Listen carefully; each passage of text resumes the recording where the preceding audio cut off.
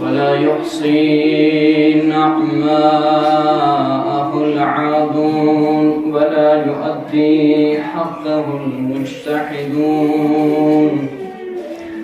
الذي لا يدركه بعد الهمم ولا ينأله غوث الفتن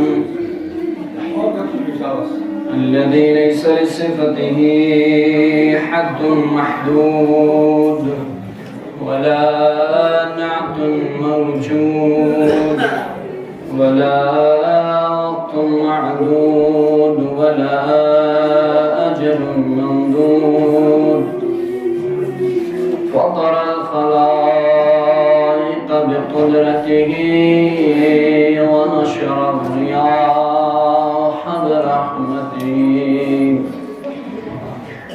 ووكد بالصخور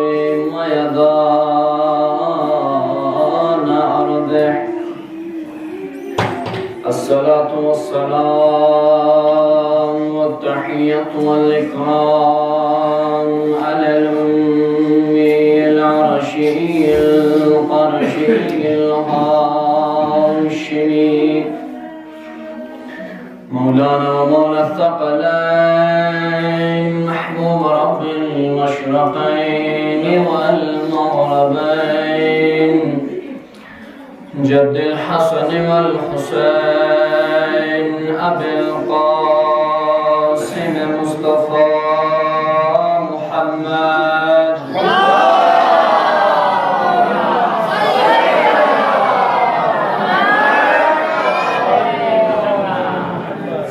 وعلى أهل بيته الطيبين الطاهرين المعصومين المنتجبين المنتخبين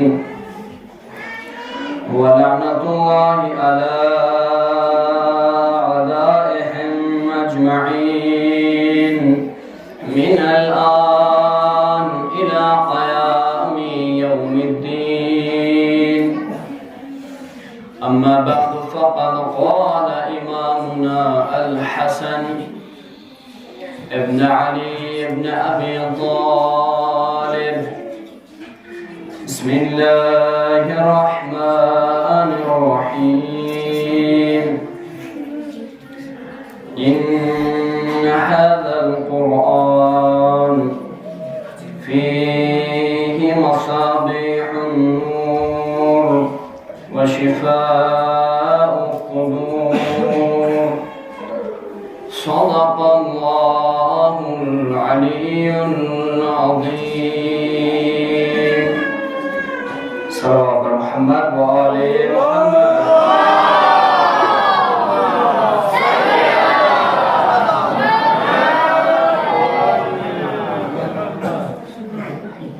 अज़ीज़ान मोहतरम तमाम हम्द हैं उस खालिक़े अज़ल के लिए सुकून झील को देता है जो कमल के लिए मैं उनके नाम से करता हूँ इब्तिदाए कलाम वो जिनके नाम फरिश्तों ने भी संभल के लिए तमाम हम्द है अल्लाह के उन हसीन बंदों पर उन हसीन बंदों के लिए यानी तमाम हम्द व सलाम अल्लाह के उन मुस्तफ़ा मुज्तबा मुर्तज़ा बंदों पर कि जिन्होंने वहशी को इंसान, इंसान को मुसलमान, मुसलमान को सलमान बनाया है। और तमाम तारीफ़ है उन्हीं हसीन बंदों पर कि जिन्होंने मिट्टी से बहलते हुए मलंग को देखा तो बहलोल बनाया। परवरदिगार आलम ताला का शुक्र है कि उसने हमें फिर से इस मजलिस को बर्पा करने की तौफीक हमें उसने बख्शा है। दुआ गो हूँ कि परवरदिगार हमेशा हमें ये मजालिस बर्पा करने की हमें तौफीक अता फरमाए। खुश नसीब है हम और शुक्र करने का मकाम ये है कि अज़ीज़ान गिरामी اس پرآشوب زمانے میں، اس مصیبت زدہ ایام میں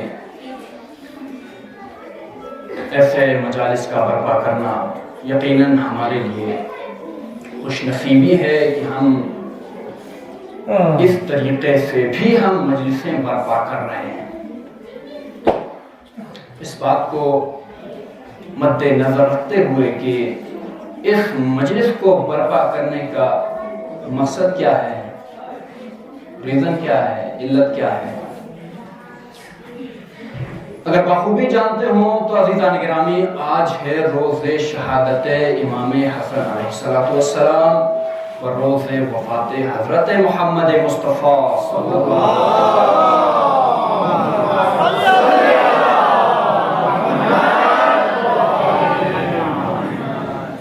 عزیزان گرامی، ہم لمحے لمحے پر، قدم قدم پر شکریہ ادا اس لیے بھی کرنا چاہتے ہیں کہ جس رسول کے کہنے پر یا جس رسول کے لائے ہوئے دین پر، جس رسول کے لائے ہوئے قرآن پر ہم ایمان رکھتے ہیں، ہمارا ایمان ہے، لہذا ہم اس پرآشوب دنیا میں زندگی بسر کر رہے ہیں، کس کے صدقے میں؟ محمد مصطفیٰ کے صدقے میں، امام حسن کے صدقے میں۔ آج اسی رسول، اسی امام کا روز شہادت، اس سلسلے میں ہم اور آپ یہاں پر جمع ہوئے ہیں تاکہ ہم امام علیہ السلام اور رسول اللہ صلی اللہ علیہ وآلہ وسلم کے اوپر گریہ وزاری کر سکیں اور ان کے سلسلے میں چند احادیث ہم لوگ اپنے اذہان عالیہ تک محفوظ کر سکیں اور ان کے اوپر گریہ وزاری کر سکیں۔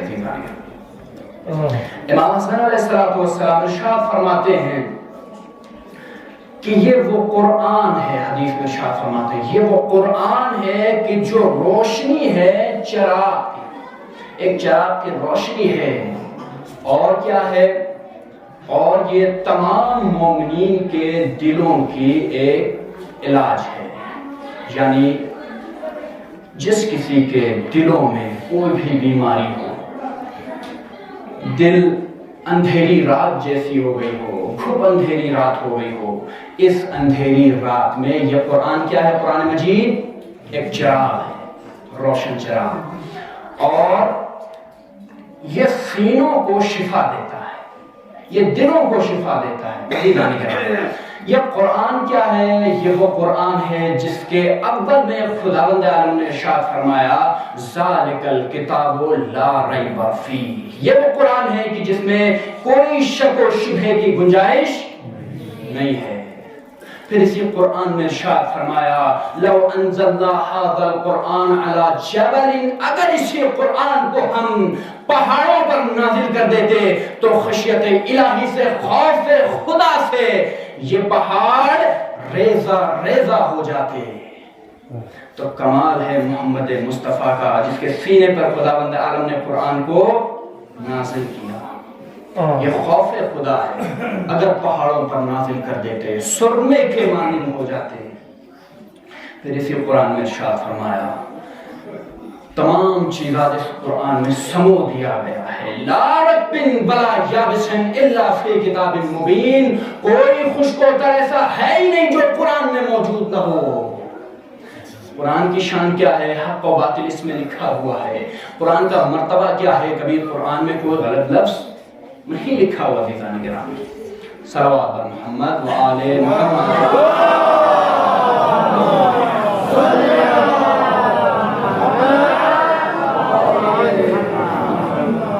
تو یہ عزیزان گرامی قرآن کی شان اور قرآن کی طاقت، قرآن کا مرتبہ، جیسے کہ امام حسن علیہ السلام نے ارشاد فرمایا۔ پھر امام حسن علیہ السلام ارشاد فرماتے ہیں کہ جس شخص نے بھی اس کائنات میں قرآن کی تلاوت کی اسے اجر ضرور ملے گا، مگر یہ کہ اس کا اجر یا تو جل از جل اسے ملے گا یا تو تاخیر کے ساتھ ملے گا۔ اس مختصر گفتگو کو جلد از جلد میں ختم کر کے آپ کی بارگاہ سے اگلی گفتگو تک جانا چاہ رہا ہوں۔ جلد از جلد ملنے کا مطلب جس کسی نے بھی صدقے دل سے قرآن کی تلاوت کی اسے اسی کائنات میں ہی اس کا اجر و ثواب دے دیا جائے گا، یعنی جلد از جلد سے عطا کیا جائے گا۔ لیکن اگر عزیزان گرامی کسی نے صدقے دل سے قرآن مجید کی تلاوت کی اور اسے تاخیر کے ساتھ اس کا اجر و ثواب دیا جائے گا، یعنی کیا؟ جب وہ اس دنیا سے اٹھایا جائے گا اس کو، جب وہ اس دنیا سے رخصت ہوگا، تب حشر کے میدان میں اسے اجر و ثواب عطا کیا جائے گا۔ عزیزان گرامی، لہٰذا امام حسن علیہ السلام کی مجلس برپا کرنے کے لیے آئے ہیں، تو لہٰذا حدیث امام حسن علیہ السلام کیا ہے کہ زیادہ سے زیادہ کیا کیجئے؟ قرآن کی تلاوت کیجئے۔ عزیزان گرامی، اب آج ہے روزے شہادت حضرت محمد مصطفیٰ اور حضرت امام حسن علیہ السلام۔ ایک اہم گفتگو آپ کی بارگاہ میں رکھنا چاہ رہا ہوں۔ عزیزان گرامی، ختم مرتبہ حضرت رسول اکرم محمد مصطفیٰ صلی اللہ علیہ وسلم پر امت کی طرف سے ایک بہت بڑا ظلم یہ ہوا کہ چند محبوب ترین شخصیتوں کے سر پر فضیلتوں کا صحرا باندھنے کے لیے محمد مصطفیٰ کی اہم ترین ذمہ داریوں کو نشانہ بنایا۔ کیسے کیسے دشمن ہوتے ہیں۔ آپ یہ سوچ رہے ہیں کہ اس وقت ائمہ کے ساتھ دشمنی کی گئی، اس وقت 1400 سال پہلے رسول کے ساتھ دشمنی کی گئی، نہیں، آج بھی ویسی دشمنیاں ہو رہی ہے۔ آج قرآن کے دشمن، اسلام کے دشمن، مومنین کے دشمن، نماز کے دشمن، بھائی بھائی ایک دوسرے کے دشمن ہوئے جا رہے ہیں۔ عزیزان گرامی، تو لہٰذا محمد مصطفیٰ کی اہم ترین ذمہ داریوں کو کیا کیا؟ نشانہ بنایا۔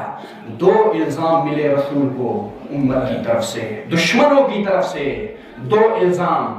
وہ الزام کیا عزیزان گرامی؟ ایک تو یہ کہ حضرت اس کائنات سے تشریف لے گئے، یعنی حضرت اس دنیا سے کوچ کر گئے، انتقال فرما گئے، اور کسی کو ہادی، رہبر، خلیفہ، جانشین بنا کر نہیں گئے، اور امت کو یوں ہی تنہا چھوڑ کر چلے گئے۔ لیکن ایسا نہیں ہے۔ جو رسول ہوتا ہے وہ اپنا حاکم بھی مقرر کر کے جاتا ہے، وہ مسلمان کو تنہا چھوڑ کر نہیں جاتا۔ لہذا یہ الزام دشمنوں کی طرف سے۔ رسول کے بعد ہمیں رسول جیسا صحابی ملے، رسول کے جیسے عمل کرنے والے ہمیں حاکم ملے، خلفاء ملے، صحابی ملے۔ عزیزان گرامی، لیکن الزام یہ تھا کہ رسول اکرم اس کائنات سے تشریف لے گئے، کسی کو ہادی، رہبر، وزیر بنا کر نہیں گئے، امت کو یوں ہی تنہا چھوڑ کر چلے گئے۔ دیکھیے عزیزان گرامی، اور دوسرا الزام یہ کہ رسول اکرم اس کائنات سے تشریف لے گئے اور قرآن کو جمع کیے بغیر اس کائنات سے چلے گئے۔ دو الزام خاص طور سے رسول کو ٹارگٹ کر کے دشمنوں کی طرف سے رسول کے اوپر دیا گیا، الزام لگائے گئے۔ کیوں؟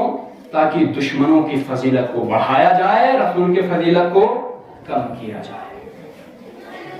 تو عزیزان گرامی، اور دوسرا الزام یہ تھا کہ رسول اکرم اس کائنات سے تشریف لے گئے اور قرآن کو جمع کر کر نہیں گئے، اور وہ قرآن کیسا قرآن تھا؟ بکھرا ہوا قرآن تھا، یعنی پتھروں پر لکھا ہوا تھا، ہڈیوں پر لکھا ہوا تھا، بکری کی کھال پر لکھا ہوا تھا، ہرن کے چمڑے پر لکھا ہوا تھا، کپڑے کے پارچوں پر لکھا ہوا تھا، لکڑی کی تختیوں پر لکھا ہوا تھا۔ اور یہ قرآن ایک جگہ پر باقی نہیں تھا، بلکہ الگ الگ مقامات پر یہ تمام چیزیں بکھرے ہوئے تھے، اور ان پر قرآن کی آیتوں کو تحریر کیے ہوئے رکھے ہوئے تھے۔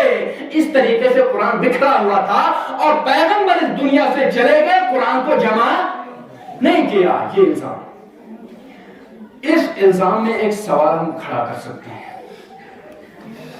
وہ سوال یہ ہے کہ غدیر خم کے میدان میں یہ اہم گفتگو انشاءاللہ اگر آپ نے محسوس کیا تو آپ خود اس میں سوال پیدا کر سکتے ہیں، اور آپ کی خدمت میں پوری ڈیٹیل کے ساتھ انشاءاللہ بیان کروں گا۔ آپ خود غور فرمائیں اور ملاحظہ فرمائیں کہ آخر یہ کیا ماجرا ہے؟ عزیزان گرامی، غدیر خون کے موقع پر رسول اکرم نے آخری حج کی غدیرے کے چوراہے پر آنے کے بعد آگے جانے والوں کو پیچھے بلوایا، جو پیچھے رہ گئے تھے ان کا انتظار کیا۔ جب خم کے چوراہے پر سب جمع ہو گئے تو رسول اکرم نے فرمایا تم مجھے آقا و مولا مانتے ہو نہیں مانتے ہو؟ تمام نے کہا کہ ہم آپ کو آقا مانتے ہیں، آپ کو سردار مانتے ہیں، آپ ہمارے آقا و مولا ہیں۔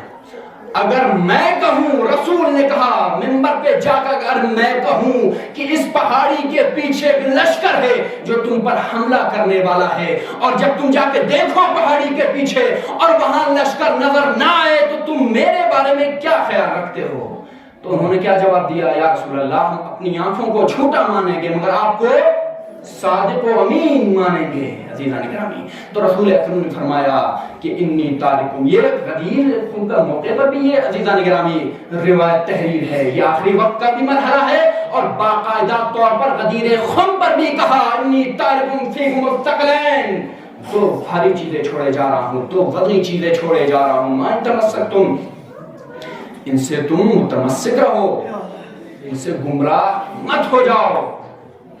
عزیزان گرامی، اس وقت غدیر خم کے میدان میں 50-60 لوگ موجود نہیں تھے، ہزاروں کی تعداد میں لوگ موجود نہیں تھے، بلکہ 1,20,000 یا 1,40,000 کا مجمع تھا۔ عزیزان گرامی، غدیر کے چوراہے پر 1,20,000 یا 1,40,000 کے مجمع میں سے جب رسول نے ارشاد فرمایا کہ میں تمہارے درمیان کتاب چھوڑ کے جا رہا ہوں، تو 1,20,000 یا 1,40,000 کے مجمع میں سے کوئی کھڑا ہو کے سوال کیوں نہیں کیا یا رسول اللہ جس کتاب کی آپ بات کر رہے ہیں وہ کتاب کہاں ہے؟ ایک تو الزام لگایا عزیزان گرامی کہ آپ نے قرآن جمع نہیں کیا، پھر جب رسول نے کہا کہ میں تمہارے درمیان قرآن چھوڑ کے جا رہا ہوں تو 1,00,000 حاجی میں سے ایک حاجی کھڑا ہو کر کیوں نہیں کہا کہ وہ کتاب کہاں ہے؟ نہیں کہا، خیر وہاں پر نہیں کہا، وقت آخر آیا عزیزان گرامی، وقت آخر کہا کہ لاؤ کوئی کاغذ لاؤ، میں تمہارے لیے کوئی نوشتہ لکھ دوں کہ تم میرے بعد گمراہ نہیں ہوگے۔ تو کیا کہا؟ ہمارے لیے کتاب خدا کافی ہے۔ عزیزان گرامی، یقیناً ہمارے لیے کتاب خدا کافی ہے، لیکن رسول نے کیا کہا؟ رسول نے کہا کہ ما ان تمسکتم، دو چیزیں چھوڑ کے جا رہے تھے، تو پھر کہا کہ میں تمہارے لیے ایک نوشتہ لکھ دوں، تو کہا ہمارے لیے کتاب خدا کافی ہے، تو پھر رسول نے کیوں نہیں پوچھا کہ وہ کتاب کہاں ہے؟ بات سمجھ میں آ رہی ہے؟ الزام لگایا رسول پر کہ آپ نے کتاب جمع نہیں کیا۔ خون کے چوراہے پر رسول نے کہا کہ کتاب چھوڑ کے جا رہا ہوں، تو ائمہ اس نے حاجیوں نے کیوں نہیں کہا کہ وہ کتاب کہاں ہے؟ جب آخری وقت میں لوگوں نے کہا کہ ہمارے لیے کتاب کافی ہے تو رسول نے کیوں نہیں کہا کہ وہ کتاب کہاں ہے؟ اس کا مطلب رسول اکرم کا 2 بار کتاب کے بارے میں ذکر کرنا یہ بتاتا ہے کہ اس وقت رسول اکرم نے قرآن کو جمع کیا تھا، یعنی رسول کے زمانے میں قرآن جمع ہو چکا تھا، اور اس کی دلیل میرے پاس اس وقت موجود ہے۔ وہ دلیل یہ ہے کہ اس وقت ہمارے گھروں میں، ہمارے مساجد میں جو قرآن ہے اسے کھول کے دیکھیے، سب سے پہلے اس میں کیا ہے؟ سورہ الحمد ہے کہ نہیں ہے؟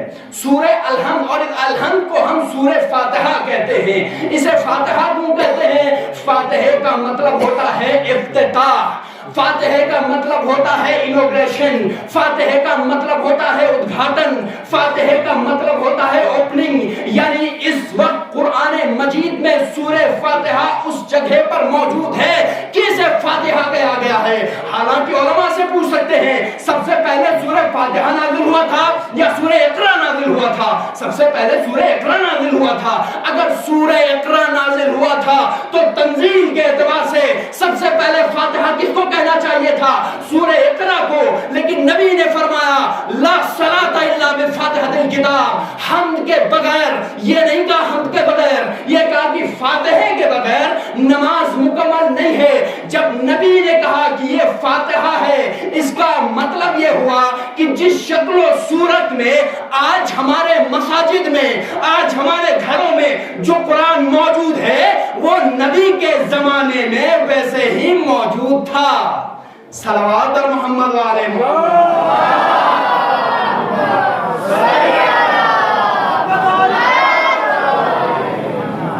عزیزان گرامی، آپ کے ذہن میں بات سمجھ میں آ گئی؟ اس کا مطلب یہ صرف اور صرف ایک الزام تھا اور اپنی فضیلت کو بڑھانے کے لیے، رسول کی فضیلت کو کم کرنے کے لیے صرف اور صرف ایک کھیل، ایک مذاق کے طور پر ایک باتیں پھیلا دی گئی تھی کہ رسول نے قرآن کو جمع نہیں کیا۔ نہیں تو رسول اکرم ہے، امت کو قرآن کی تعلیم، اسلام کی تعلیم دینے کے لیے آئے تھے۔ عزیزان گرامی، پھر فرماتے ہیں کہ نبی کے زمانے میں ایک اور الزام، 4 لوگوں نے قرآن کو جمع کیا۔ دیکھیے، امام حسن کی مجلس ہے اور رسول اکرم کی مجلس ہے، لہذا امام حسن کیا فرماتے ہیں کہ قرآن کی تلاوت زیادہ سے زیادہ کرو، اور اگر قرآن کی تلاوت کی تو کبھی کسی بیماری کے شکار نہیں ہو سکتے۔ عزیزان گرامی، 4 لوگوں نے قرآن کو جمع کیا۔ کس نے؟ زید ابن ثابت، ابو زید، معاذ بن جبل، زید ابن ثابت، معاذ بن جبل اور ابو زید، چوتھا نام ذہن سے نکل رہا ہے۔ ان 4 لوگوں نے فرماتے ہیں کہ قرآن کو جمع کیا۔ کیسے جمع کیا؟ یہ لکھا کہ ان 4 لوگوں نے، خاص طور سے توجہ، ایک اہم گفتگو کر رہا ہوں میں عزیزان گرامی، انشاءاللہ پورا قرآن کا پوسٹ مارٹم کرنے جا رہا ہوں کہ کیسے قرآن جمع ہوا، کیا ہوا، کیسے ہوا۔ عزیزان گرامی، ان سب گفتگو کا ہمارے اذہان عالیہ میں ہونا بہت ہی اہم ہے، بہت ہی ضروری ہے۔ عزیزان گرامی، تو کیسے جمع کیا؟ ان 4 لوگوں نے قرآن کو جمع کیا۔ قرآن بکھرا ہوا کیسے تھا؟ ہڈیوں پر، کپڑے کے پارچوں پر، ہرن کی کھال پر، بکری کے چمڑوں پر، کپڑے کے پارچوں پر، اور زید، ان 4 آدمیوں میں سے زید ابن ثابت نے قرآن کو جمع کیا۔ ٹھیک، قرآن کو جمع کیا۔ ایک طرف یہ بھی لکھا کہ اس زمانے میں جنگ یمامہ ہوئی۔ عزیزان گرامی، جنگ یمامہ میں 700 حافظان قرآن قتل کر دیے گئے۔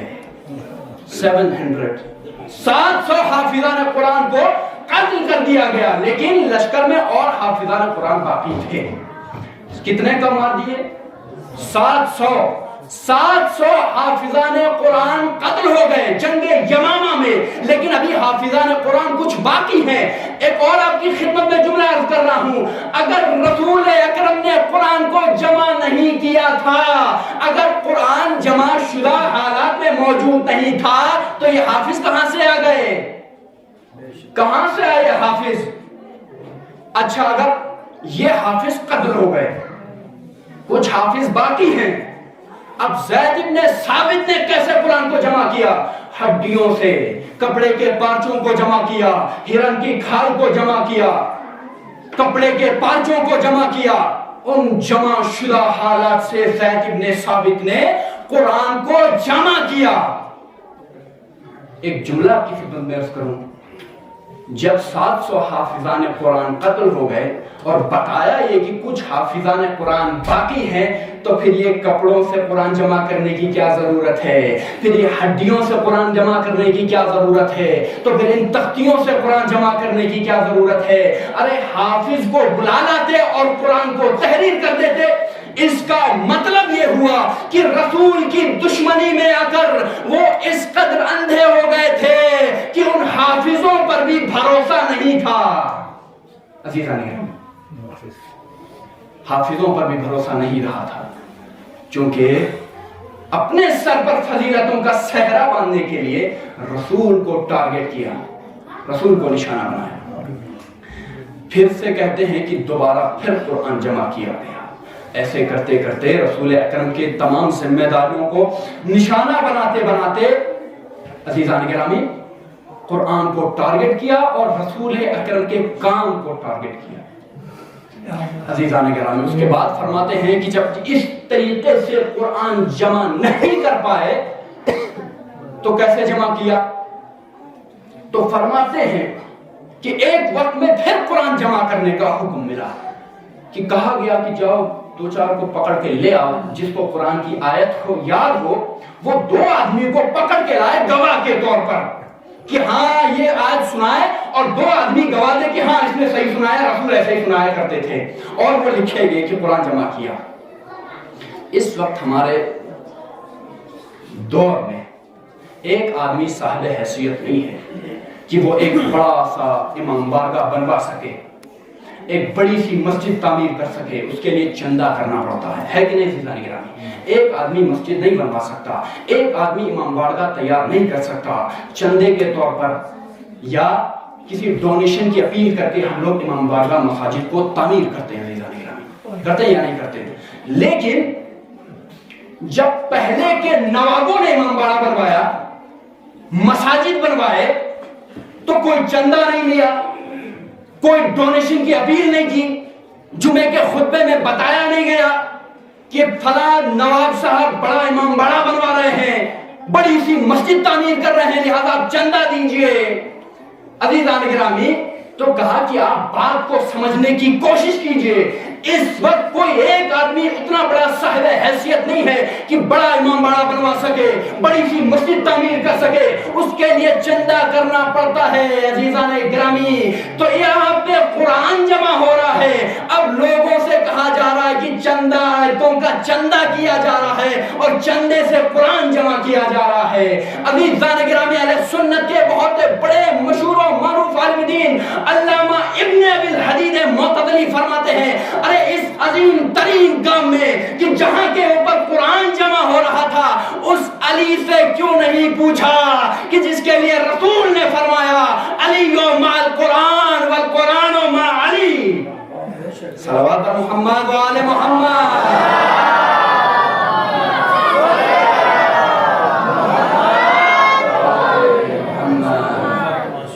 سمجھ رہے ہیں عزیزان گرامی آپ؟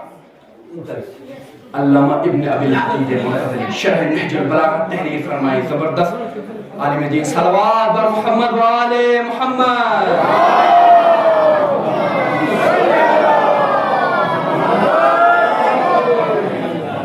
تو عزیزان گرامی، غور کرنے کا مرحلہ ہے یہ قرآن کے سلسلے میں عزیزان گرامی، لہذا یہ کہنے کی ضرورت نہیں پڑنی چاہیے تھی کہ مجالسوں میں کہا جائے کہ عزیزان گرامی آپ لوگ قرآن کی تلاوت کیجئے، عزیزان گرامی آپ نمازیں پڑھیے، عزیزان گرامی آپ روزے رکھیے، عزیزان گرامی آپ عمل خیر انجام دیجئے۔ یہ کہنے کی ضرورت ہمیں نہیں پڑنی چاہیے۔ کیوں نہیں پڑنی چاہیے؟ کیونکہ ارے جس کے ماننے والے، جس کے ائمہ حسن جیسے ہوں، جن کے رسول محمد مصطفیٰ جیسے ہوں، ان کے سامنے لب کشائی بھی کرنا بہت مشکل کی بات ہے عزیزان گرامی۔ تو عزیزان گرامی، ایسے ایسے الزام لگاتے لگاتے یہ کہا گیا کہ رسول نے قرآن جمع نہیں کیا، تو ایسے ایسے قرآن لوگوں نے جمع کیا، ایک الزام کے طور پر آپ کی خدمت میں۔ اچھا، اس کا مطلب عزیزان گرامی آپ کی خدمت میں ایک بات عرض کروں، اس کا مطلب یہ ہوا کہ جو قرآن رسول اللہ نے جمع کر کے امت کو بخشا تھا وہ امت کے پاس نہیں تھا۔ اچھا، امت کے پاس نہیں تھا یا مسلمانوں کے پاس نہیں تھا، اصحاب کے پاس بھی نہیں تھا، کیا ہم یہ سمجھیں کیا ازواج کے پاس موجود تھا؟ رسول کے ازواج کے پاس کیا قرآن موجود تھا ازواج کے پاس؟ ارے بھیا، اگر ازواج کے پاس قرآن موجود ہوتا تو جمع کرنے والوں کو پریشانی ہی کیا تھی؟ گھر سے منگا لیتے اور جمع کر دیتے۔ لیکن حضرت علی ابن ابی طالب علیہ السلام تشریف لائے، بدن پر اپنے دوش پر ردا نہیں رکھی کہ جب تک میں اس قرآن کو جمع نہ کروں میں دوش پر ردا نہیں رکھوں گا نماز کے علاوہ۔ امام اپنا جمع شدہ قرآن لے کر آئے کہ بھائیوں میں نے یہ قرآن جمع کیا۔ ارے آپ قرآن لے کر آئے، ہمیں آپ کا قرآن نہیں چاہیے۔ امام سے کیا کہا؟ ہمیں آپ کا قرآن نہیں چاہیے. اس کا مطلب یہاں پر آپ نے اگر غور کیا تو فیصلہ ہو گیا علی کا قرآن اور تھا، آپ کا قرآن اور تھا. لیکن ایسا نہیں ہونا چاہیے تھا. قرآن تو ایک ہی تھا جو رسول اکرم نے جمع کیا تھا، لیکن جو علی ابن ابی طالب جو قرآن لے کر آئے تھے وہ صرف قرآن نہیں تھا، اس میں ترجمہ بھی تھا، اس میں تشریح بھی تھی، اس میں کون سے مقام پر کون سے آیتیں نازل ہوئی، کس سلسلے میں ہوئی، کیسے ہوئی، کیا ہوئی، پورا تحریر. عزیزان گرامی، امام نے فرمایا کہ اگر تمہیں نہیں چاہیے تو اصرار بھی نہیں کیا. امام نے کہا کہ اگر تم اسے نہیں چاہتے ہو، لینا نہیں چاہتے ہو تو ٹھیک ہے، اب تم اسے قیامت تک نہیں دیکھ پاؤ گے. عزیزان گرامی، یہ ہے قرآن مجید. لہذا ہمیں سمجھنا چاہیے. عزیزان گرامی، بس آخری جملہ کی خدمت میں پھر میں مسائل کی طرف آ رہا ہوں. عزیزان گرامی، یہ ان لوگوں نے کہتے ہیں کہ قرآن کو جمع کیا. 4 لوگوں نے، زید ابن ثابت، ابو زید اور معاذ بن جبل. زید ابن ثابت، ان 4 لوگوں نے قرآن کو جمع کیا اور کہتے ہیں کہ یہ 4 لوگ مدینے کے رہنے والے نہیں تھے، مکے کے رہنے والے تھے، یا کہتے ہیں کہ یہ مدینے کے ہی رہنے والے تھے. ان لوگوں نے قرآن کو جمع کیا. غور سے سنیے گا عزیزان گرامی، ایک اہم بات کرنے جا رہا ہوں. ان لوگوں نے قرآن کو جمع کیا. ارے بھیا، ان لوگوں نے قرآن کو تبھی تو جمع کیا ہوگا جب رسول اکرم مدینے میں ہجرت کر کے آئے. حالانکہ قرآن میں مکی سورے بھی ہیں، مدنی سورے بھی ہیں. مکی سورے کہاں سے لے کر آئے؟ تو عزیزان گرامی، غور کرنے کی بات یہ ہے کہ یہ صرف اور صرف رسول کے اوپر ایک الزام تھا. رسول نے آنکھیں بند کر لی. رسول آج اس کائنات سے رخصت ہو گئے. آگ اور لکڑی جمع کیا رسول کی بیٹی کے دروازے پر. امام حسن، امام حسین چھوٹے چھوٹے، اور دروازے پر لکڑیاں جمع کر کے کیا کہتے ہیں کہ ابو الحسن کو گھر سے باہر نکالو ورنہ گھر میں آگ لگا دیں گے. رسول نے کیا کہا تھا کہ ہم تم سے کچھ نہیں چاہتے سوائے کہ میرے بچوں سے محبت کرو. رسول نے آنکھیں بند کر لی. زہرا کے دروازے پر لکڑیوں کا ڈھیر، یہ ہے محبت. آگ لگا دی، یہ ہے محبت. علی کے گلے میں رسی ڈالی، یہ ہے محبت. کیسی محبت ہے عزیزان گرامی. آج حسن نے اپنے نانا کے پہلو میں جگہ مانگی، امت نے جگہ نہیں دی. عزیزان کرام، آج ہمارا اور آپ کا مولا حسن ہم سے جدا ہو کر چلا گیا، رخصت ہو گئے مولا حسن. عزیزان گرامی، بغیر کسی ربط کے، بغیر تمہید کے میں سیدھے مسائل انشاءاللہ آپ کی خدمت میں عرض کرنا چاہ رہا ہوں. امام علیہ السلام کو جعدہ بنت اشعث ملعونہ نے، ملعونوں کو کے کہنے پر امام کو زہر پلوایا. امام نے ایک پانی کے گھونٹ کو حلق سے ایسے اتارا کہ ایسا لگ رہا تھا کہ امام نے کسی خاردار درخت کے کانٹے کو نگل لیا ہو. امام نے سینے کو پکڑا اور کہا زینب حسن کے کلیجے کے ٹکڑے ہو گئے. ایسا زہر پلوایا ملعونوں نے امام حسن کو. عزیزان گرامی، امام حسن نے اس زہر کو نوش فرمایا. نوش فرمانے کے بعد عزیزان گرامی امام مجرے میں تشریف لے گئے. زینب سے کہا زینب تشت منگاؤ. ایک تشت کا منگانا تھا. امام حسن علیہ السلام نے خون کی الٹی کر دی. دیکھتے دیکھتے کیا منظر دیکھا کہ امام حسن کے کلیجے کے 72 ٹکڑے ہو کر اس تشت میں گرنے لگے. بابا مصیبت. جناب زینب نے فوراً امام حسین کو بلوایا. بھائی حسین جلد حجرے میں تشریف لائیے، بھائی حسن کا وقت آخر آ چکا ہے. عزادارو، امام حسین نے اس زہر کو اٹھایا جس زہر کو امام حسن کو پلایا گیا تھا. اس زہر کو زمین پر گرایا تو زمین سے دھواں اٹھنے لگا. تصور کرو عزادارو، جس زہر نے زمین سے دھواں اٹھایا ہو اس نے امام حسن کے کلیجے کا کیا عالم کیا ہوگا. مصیبت. امام کا جنازہ تیار کیا گیا. عزیزان گرامی اس مجمع میں غریب سے غریب بیٹھا ہوا ہے، تصور کر کے سنو، اس مجمع میں امیر سے امیر بیٹھے ہوئے ہیں۔ آپ نے کسی غریب سے غریب کا جنازہ دیکھا ہے جو گھر سے اٹھ کر قبرستان گیا ہو اور بغیر دفن ہو کے واپس آ گیا ہو؟ اس غریب کو حسن کہتے ہیں، جس کا جنازہ گھر سے اٹھا، دفن کیے بغیر گھر میں واپس آیا، اور کس عالم میں آیا؟ جنازے کے اوپر تیر برسائے گئے۔ ہمارا اور آپ کا عقیدہ ہے، ہم میت کے کفن کو قینچی بھی نہیں لگاتے، اس پہ لوہا نہیں لگاتے، لیکن انہوں نے امام حسن کے جنازے پر لوہے کے تیر برسا دیے۔ عزیزان گرامی، امام حسن کے جنازے پر تیر برسا دیے گئے۔ حسین نے جنازہ واپس گھر کی طرف لے گئے، گھر کی طرف لے جانا تھا۔ جناب زینب نے فرمایا، بھائی حسین، میں نے تو تجھے حسن کا جنازہ دفن کرنے کے لیے بھیجا